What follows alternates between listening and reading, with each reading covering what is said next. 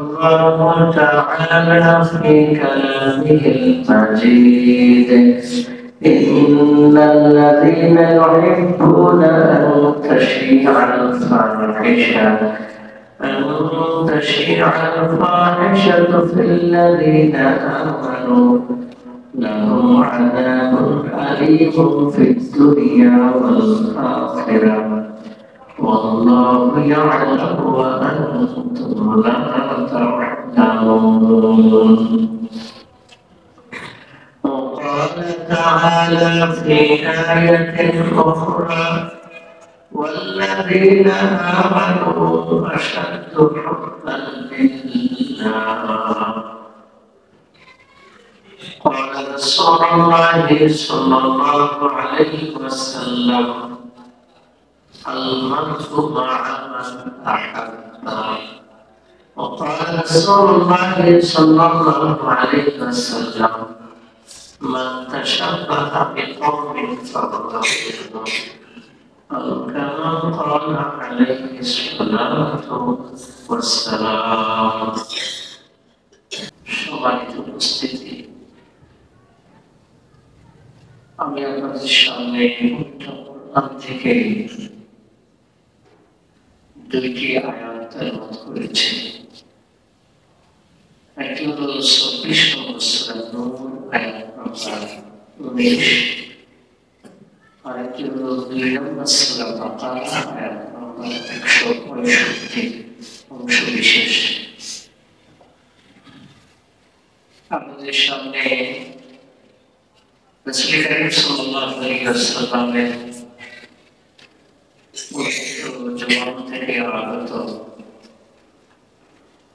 অনেকগুলো হাদিসের মধ্য থেকে দুটি হাদিস পাঠ করে শোনালাম। যে দুটি আয়াত আমরা শুনলাম, যে দুটি হাদিস আমরা শুনলাম, তার আলোকে আমাদের সমাজে ভালোবাসার নামে যে অপসংস্কৃতি,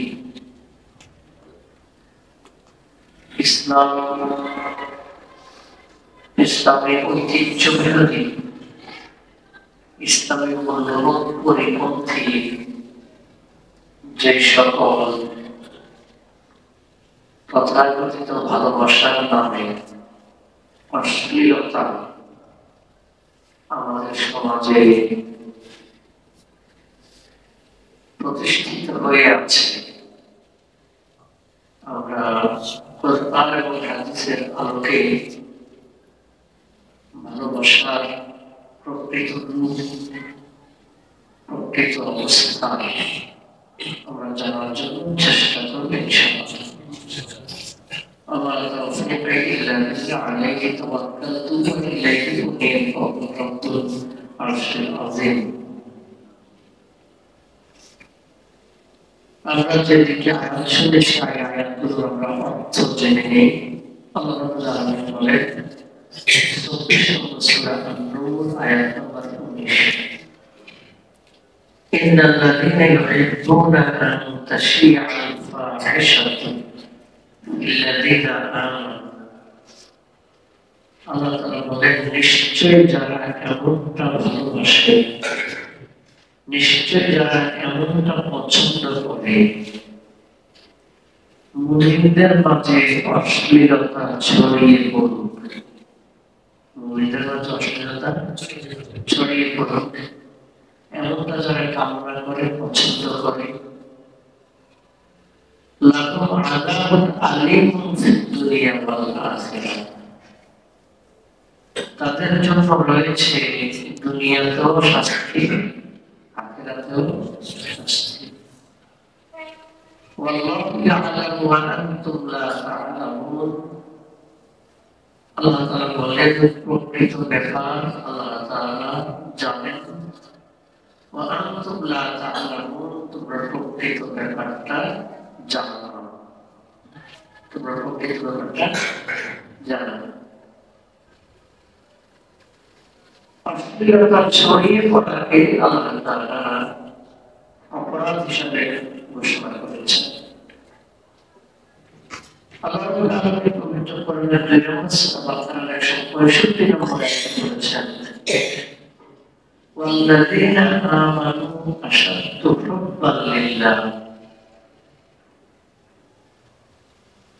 আল্লাহ তাআলা বলেন, নিশ্চয় যারা মুমিন তাদের প্রচন্ড ভালোবাসা, সর্বোচ্চ ভালোবাসা থাকে আল্লাহর জন্য। সুবহানাল্লাহ।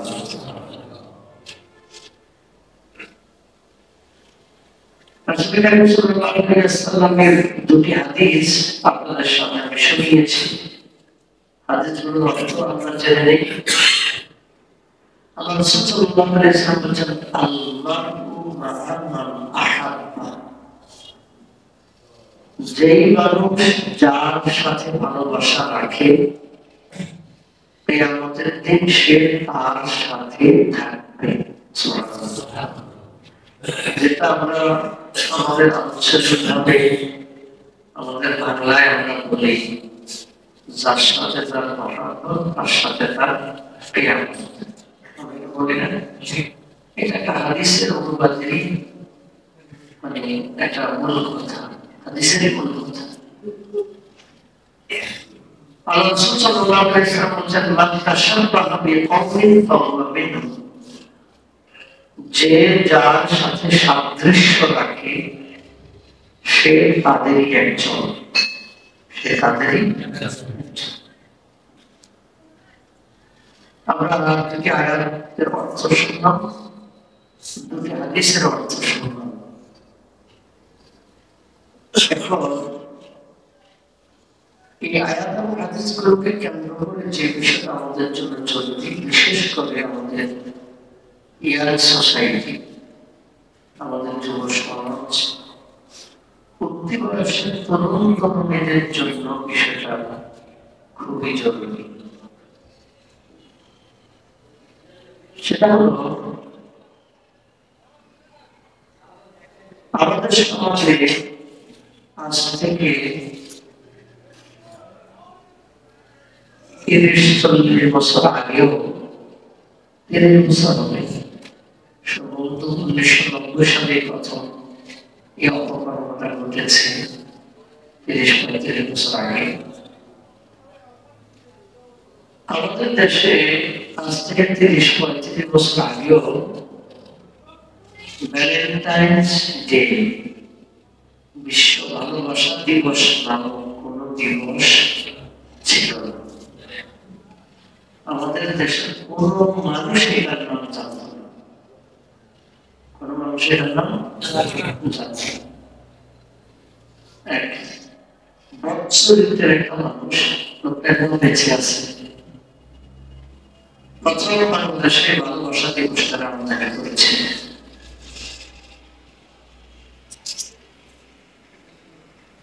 তো ইসলামী শরীয়তের দৃষ্টিভঙ্গি অনুযায়ী আল্লাহ তাআলা 4 নম্বর সূরা নিসার 85 নম্বর আয়াতে বলেন, মাইয়াশফা শাফাআতান হাসানাতান ইয়াকুল লাহু নাসিবুম মিনহা। যে ব্যক্তি ভালো কোনো কাজে সুপারিশ করবে, ভালো কোনো কাজে মতামত দিবে, সমর্থন করবে, যত মানুষ তার দেখা দেখি এই ভালো কাজ তার উদ্যোগের কারণে, তার উদ্দীপনার কারণে করবে, প্রত্যেক মানুষের ভালো কাজের যা সওয়াব, কোটি মানুষের যে সওয়াব কালেক্টিভ সম্মিলিত ভাবে, কোন মানুষ যদি মানুষের ভালো কাজের উদ্যোক্তা হয়, তার এই কাজ দেখে যদি 1 কোটি মানুষ যদি ভালো কাজ করে, 1 কোটি মানুষ ভালো কাজ করে যে সওয়াব পাবে, ভালো কাজের উদ্যোক্তা সমান সওয়াব পাবে। সুবহানাল্লাহ।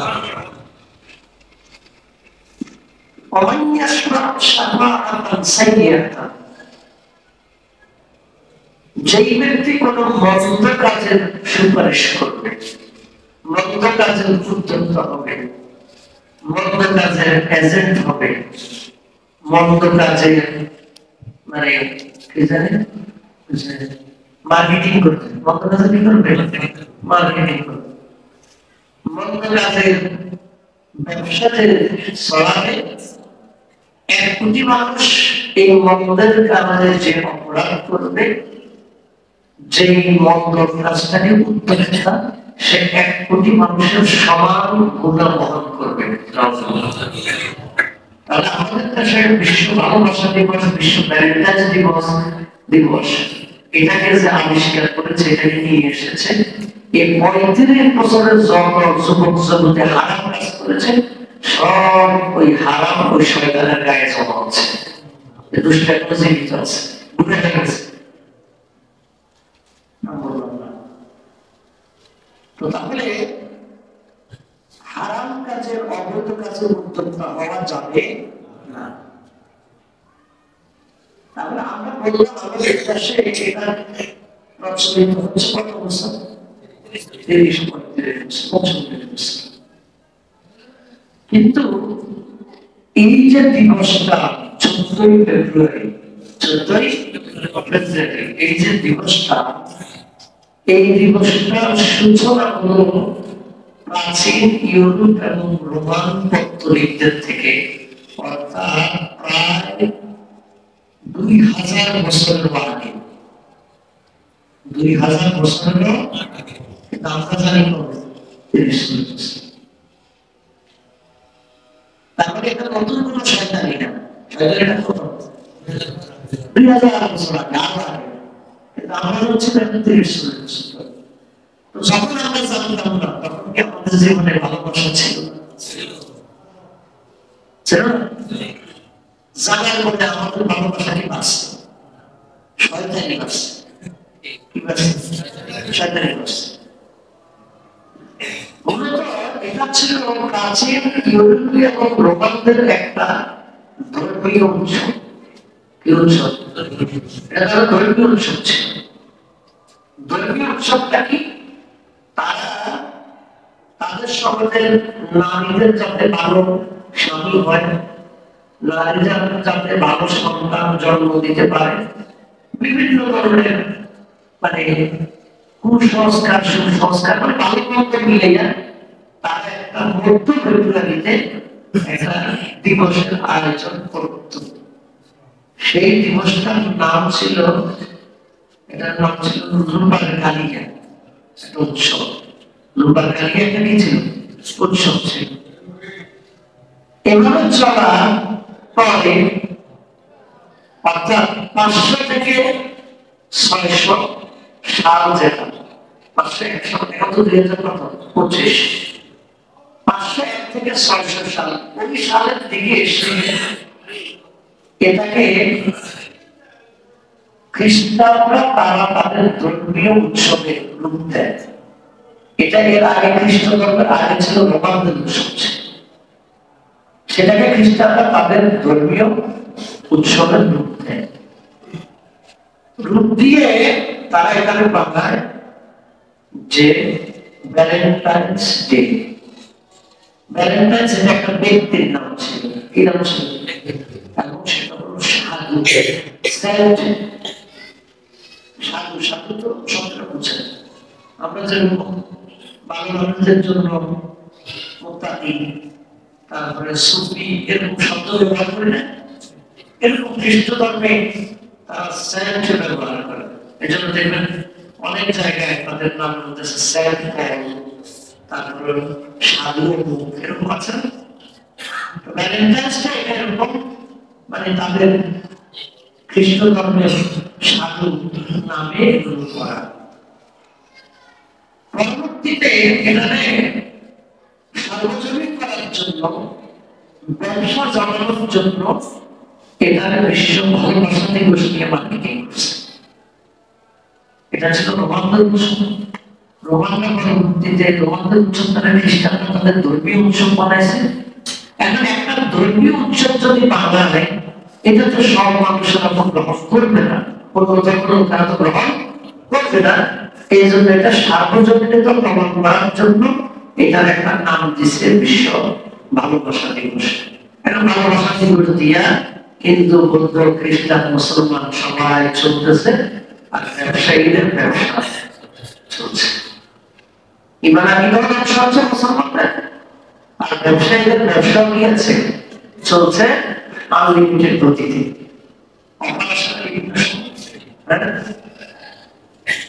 আমাদের পত্র পত্রিকা, মিডিয়া, টেলিভিশন গুলো এই সমস্ত নোংরামিকে উস্কানি দেয়। এই সমস্ত নোংরামিকে কি দেয়? উস্কানি দেয়। হোটেলগুলোতে বিশ্ব ভালোবাসা দিবস উপলক্ষে 32% ছাড়, 28% ছাড়, তারপরে 342% ছাড়, এরকম দেয়, তাই না? দুইজন নিয়ে আসলে 14-28% ছাড়। তো দুইজন কে যায়? দুই ভাই যায়, দুই বোন যায়, কারা যায়? অবৈধ প্রেম প্রীতি ভালোবাসা নিয়ে দুইজন যুবক যুবতী যায়, উৎসব পালন করে, 28% ছাড় পায়, 100% ইমান হারায়। ছাড় পায় কত পার্সেন্ট? 28%। ইমান হারায় কত পার্সেন্ট? শরীর হারায় 100%।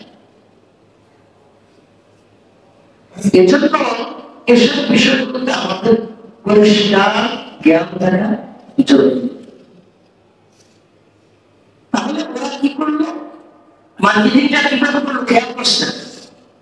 এটা ছিল একটা পৌত্তলিকদের একটা ধর্মীয় উৎসব। ধর্মীয় উৎসবটা একটা ডাইভার্ট হয়ে গেছে।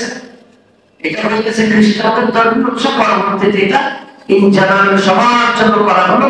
এখন আমরা আমাদের এখানে যারা আছে একজন আরেকজনকে মেসেঞ্জারে খারাপ নিয়ম না, এখানে যারা আছেন মানুষ, মুসলিম মানুষ, ওনারা পর্যন্ত মানে ভালো মানুষ বন্ধুকে বন্ধু মেসেঞ্জারে বিশ্ব ভালোবাসা দিবসের শুভেচ্ছা জানায় নাকি জানায় না? কেন জানান? কি কাজ এটা? এটা কোন কি? এটা সূচনা কেন? আল্লাহ সাল্লাল্লাহু আলাইহি ওয়াসাল্লাম বলেছেন, লা তাত্তাবিউন্না সুনানা মান কানা ক্বাবলাকুম ইয়াদান বিয়াদিন ওয়া দিরা'আন বিদিরা'আন হাত্তা লাউ দাখালু জুহরা দিব্বিল লাকানতুমু কিলা মান ইয়া রাসূলুল্লাহ আল-ইয়াহুদা ওয়ান-নাসারা ক্বালু ফামান।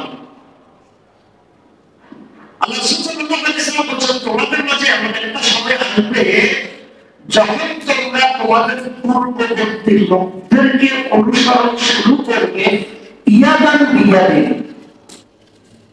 এক হাত করে, দিরা'আন বিদিরা'আন, এক গজ করে। অর্থাৎ যাদেরকে অনুসরণ করবা তারা যদি ডান দিকে এক হাত যায়, তোমরা তাদের দেখা দেখে ডান দিকে এক হাত যাবে। তারা যদি বাম দিকে 2 হাত যায়, তোমরা তাদের দেখা দেখে বাম দিকে 2 হাত চলে যাবে। এমন ভাবে তাদের অঙ্গ অনুসরণ শুরু করবে, হাত্তা লাউ দাখালু জুহরা দিব্বিন, এমনকি তারা ঢুকতে ঢুকতে যদি গুই সাপের গর্তের ভিতরে ঢুকে, লাকানতুমু, তোমরা তাদের দেখা দেখে গুই সাপের গর্তে ঢুকে যাবে। মানে অঙ্গের উপর এমন করা করবে, অর্থাৎ সে ডাইনে যায়, এও ডাইনে যায়, সে বামে যায়, এও বামে যায়, সে যেতে যেতে যেতে গুই সাপের গর্তে ঢুকছে, সেও অনুসরণ করতে করতে কোথায় ঢুকে যাচ্ছে।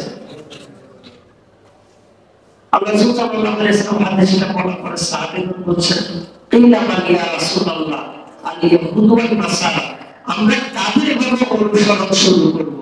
কাদের ব্যাপারে আপনি আমাদেরকে বলছেন? ইহুদি এবং নাসারাদের কথা বলছেন। আল্লাহ রাসূল সাল্লাল্লাহু আলাইহি ওয়াসাল্লাম বলেন, ফামান, আকাদের। তোমরা ইহুদি নাসারাদের এভাবে কি করা শুরু করো? অনুসরণ করা শুরু করো।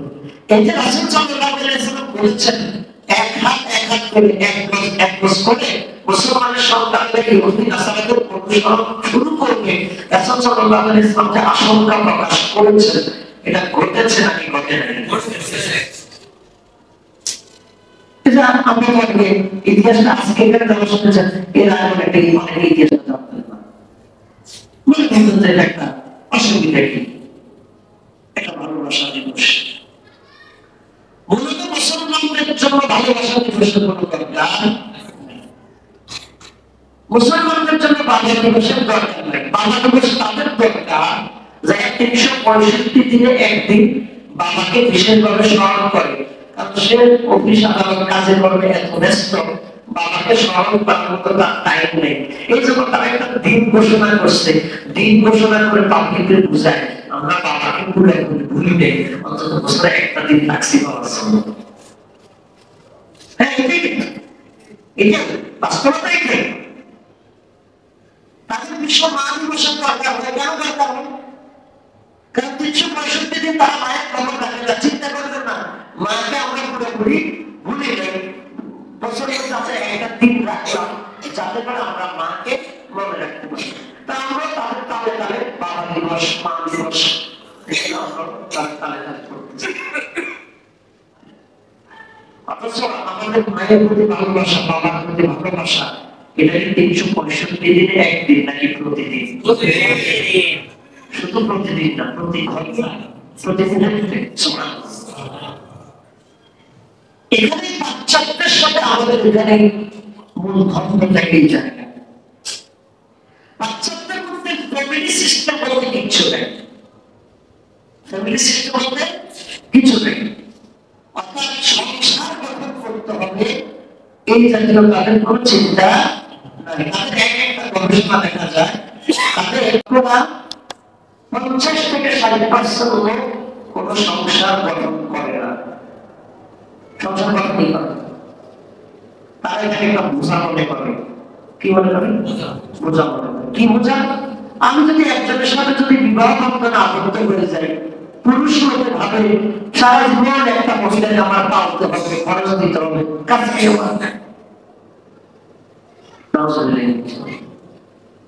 স্ত্রীরা ভাবে, মহিলারা ভাবে একটা স্বামীর অধীনে যদি আমি আবদ্ধ থাকি, আমি যে কোনো জায়গায় যেতে পারি তার করতে করতে হবে, তার কথা মেনে চলতে হবে, একটা নিয়ম শৃঙ্খলার ভিতরে থাকতে হবে, আমার এত মানে বাইন্ডিংস এর দরকার কি, আমি স্বামী। এইভাবে চিন্তা করতে করতে তারা সংসার পর্যন্ত করে না। সংসার, স্বামী স্ত্রীর সংসার যদি না করে, না করলে মানুষ হিসাবে, পুরুষ হিসাবে একটা শরীরের তাড়না আছে, মহিলা হিসাবে শারীরিক একটা তাড়না আছে, যেটা দিয়ে আল্লাহ তাআলা আমাদেরকে ন্যাচারালি এভাবে সৃষ্টি করেছেন। তখন এই তাড়না পূরণ করার জন্য তারা যখন যেখানে মন চায় সেখানে যে পুরুষ যে মহিলা সাময়িকভাবে টাইম 2 ঘন্টা 3 ঘন্টা 5 ঘন্টার জন্য মিলিতে হয়, তাদের শারীরিক চাহিদা শেষ, আবার যার যার মতো জন্তু জানোয়ারের মতো তারা আলাদা হয়েছে। এটা তাদের স্বপ্ন।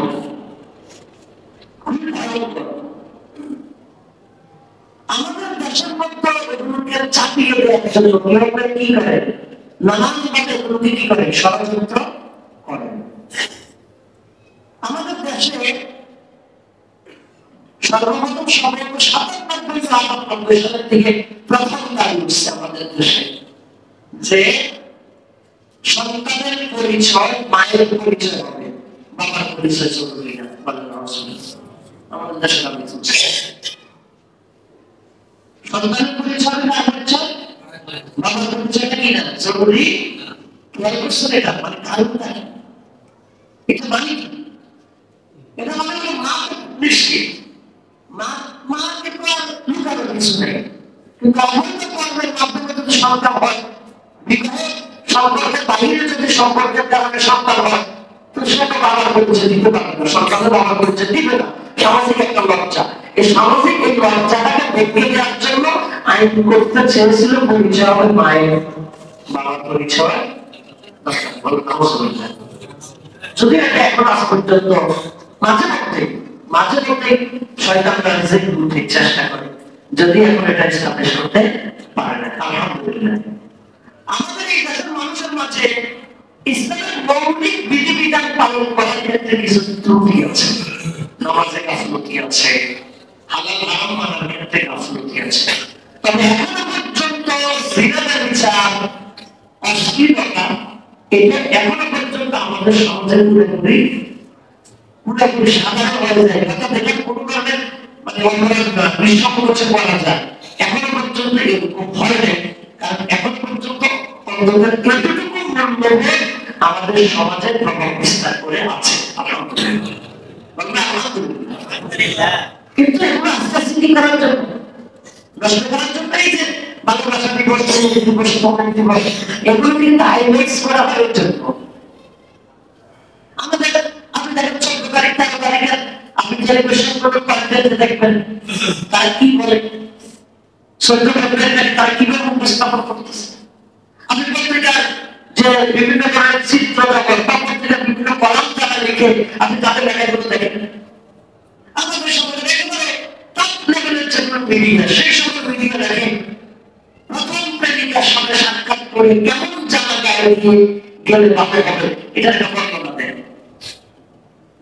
আপনি দেখেন, আমি কিছু দেখেছি কোন রকমের জানা গায়ে প্রথমবার আপনি নবীর সাথে দেখা করতেছেন, মানে হারামটাকে কিভাবে ভেরিফাই করা হচ্ছে, এটাকে চমৎকার ভাবে মানে রঙিন করে উপস্থাপন করা হচ্ছে, মানে এটা বিশাল বড় একটা মানে মানে বিশাল বড় একটা কাজ, উৎসবের কাজ।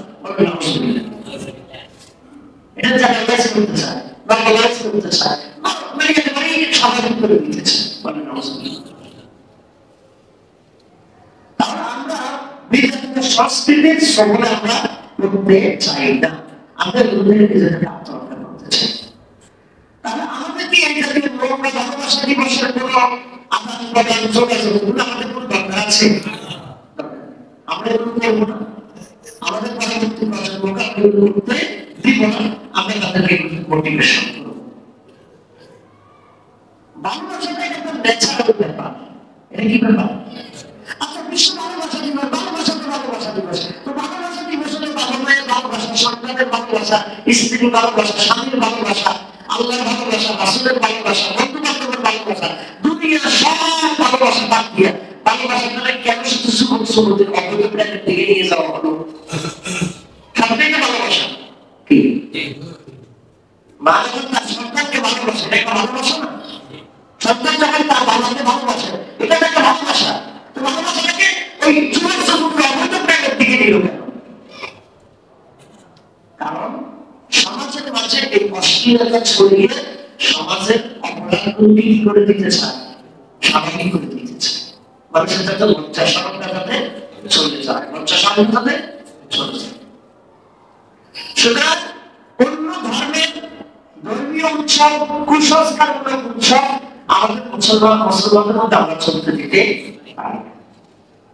আমাদের ভালোবাসার যদি শরীয়তের আলোকে আমাদেরকে যে ভালোবাসার কথা বলে, মুমিন হিসাবে আমাদের জন্য প্রচন্ড ভালোবাসা, এক নাম্বার ভালোবাসা হবে আমাদের আল্লাহ তাআলার জন্য। কিন্তু যেমন কেউ যদি কাউকে বলে আই লাভ ইউ, শোনার সাথে সাথে আমাদের সেন্সে কাজ করে বহুত খারাপ কথা, বহুত কি কথা, খারাপ কথা, এরকম সেন্স কাজ করে না। মানে যখনই বলা হয় যে আই লাভ ইউ, আমি আপনাকে ভালোবাসি, তখন এই ভালোবাসাটা বুঝা যায়, মানে এটা শুনলে বুঝা যায় এটা অবৈধ একটা কিছু আছে। ভালোবাসা মানে কি অবৈধ? ভালোবাসা মানে কি আগে কথা শুনলে এটা অবৈধ দিকে যায় কেন?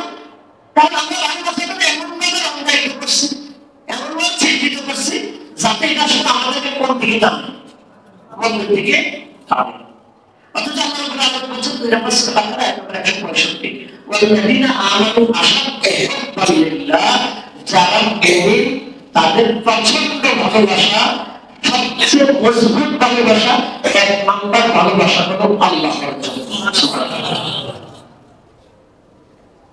আমার আল্লাহ তাআলা বলেন মান আহাব্বা লিকাই আহবাবতু লিকাআহু, আমার যেই বান্দা আমার সাক্ষাৎ পছন্দ করে, আমি বিশ্বজাহানের মালিক সেই বান্দার সাক্ষাতের অপেক্ষায় থাকি। সুবহানাল্লাহ। আমরা আল্লাহ তাআলার সাথে সাক্ষাৎ করতে চাই, তাহলে আমাদের প্রথম ভালোবাসা কার জন্য? দ্বিতীয় আমাদের ভালোবাসা হবে আল্লাহ রাসূল সাল্লাল্লাহু আলাইহি ওয়াসাল্লামের জন্য। আল্লাহ রাসূল সাল্লাল্লাহু আলাইহি ওয়াসাল্লাম বলেছেন সহিহ বুখারী হাদিস নাম্বার 14, লা ইউমিনু আহাদুকুম হাত্তা আকুনা হাত্তা ইলাইহি মিন ওয়ালিদিহি ওয়া ওয়ালাদিহি ওয়ান নাসি আজমাইন। তোমাদের কেউ ততক্ষণ পর্যন্ত ঈমানদার হবে না যতক্ষণ পর্যন্ত তোমাদের মা বাবা, সন্তান, ওয়ান নাসি আজমাইন, সকল মানুষের চাইতে আল্লাহর নবী সাল্লাল্লাহু আলাইহি ওয়াসাল্লামকে যতক্ষণ বেশি ভালোবাসা না হবে ততক্ষণ পর্যন্ত তোমরা মুমিন হতে পারবে না। তার আল্লাহর পরে আমাদের ভালোবাসা কার জন্য হবে? রাসূল সাল্লাল্লাহু আলাইহি ওয়াসাল্লাম। আমার সন্তান, স্ত্রী, পৃথিবীর সব মানুষ সবার চাইতে রাসূলের ভালোবাসাটা আমার বেশি থাকতে হবে। যার সাথে তার মহব্বত, তার সাথে তার প্রেম। একজন সাহাবী নামাজের মধ্যে প্রথম রাকাতে সূরা ইখলাস পড়ছেন, দ্বিতীয় রাকাতে সূরা ইখলাস পড়ছেন। মাগরিবের সূরা ইখলাস পড়ে, ইশার সূরা ইখলাস পড়ে, কোন কোন রাকাতে দুইবার সূরা ইখলাস পড়ে। তো সাহাবী যারা মুসল্লি হিসেবে ছিলেন তারা দুই একজন বিরক্ত হয়েছে, এই লোকে কি আসলে করে যাবে না, শুধু ঘুরে ফিরে এক সূরাই পড়ে। তো সাহাবীগণ সফর থেকে এসে রাসূল সাল্লাল্লাহু আলাইহি ওয়াসাল্লাম বলছেন, আল্লাহ রাসূল কোন লোকের এক দায়িত্ব দিয়েছেন, সেই লোক শুধু সূরা একটাই জানে, সব রাকাতে সূরা ইখলাস পড়ে, আর মানে কোন কোন রাকাতে দুইবার পড়ে, কোন সূরা পড়ে না। আল্লাহ সাল্লাল্লাহু আলাইহি ওয়াসাল্লাম তাকে ডাকলেন, ডেকে বললেন যে তুমি কেন এই সূরাটা পড়ো, কোন সূরা তুমি পারো না? বলছে আমি এই সূরা পারি। তুমি এটা কেন পড়ো? বলছে এই সূরাটা পড়ি, এই সূরার মধ্যে আল্লাহ তাআলা নির্ভেজাল তাওহীদের কথা আছে, আল্লাহ তাআলার একত্ববাদের কথা আছে, আমি আল্লাহকে অনেক বেশি ভালোবাসি, এই জন্য আমি এই সূরাটা পড়ি। আল্লাহ রাসূল বলছে তুমি যেহেতু আল্লাহকে এত ভালোবাসো, আমি ঘোষণা দিলাম আল্লাহ তোমাকে ভালোবাসে। সুবহানাল্লাহ, আল্লাহ তোমাকে আল্লাহর ভালোবাসা, রাসূলের ভালোবাসা, এরপরে ভালোবাসা হলো মা বাবার জন্য। কার জন্য? মা বাবার জন্য। আল্লাহ রাসূল সাল্লাল্লাহু আলাইহি ওয়াসাল্লাম জিজ্ঞাসা করা হলো, মান আহাব্বু বিহুসনি সাহাবাতি ইয়া রাসূলুল্লাহ, ইয়া রাসূল, পৃথিবীর সব মানুষের মধ্যে আমার সবচেয়ে ভালো আচরণ পাওয়া হকদারকে, কে আমার সবচেয়ে বেশি আমার কাছে হক পাবে? আল্লাহ রাসূল সাল্লাল্লাহু আলাইহি ওয়াসাল্লাম বললেন, তোমার মা, তোমার মা, তোমার মা, চতুর্থ বারে বললেন তোমার বাবা, অর্থাৎ মা এবং বাবা।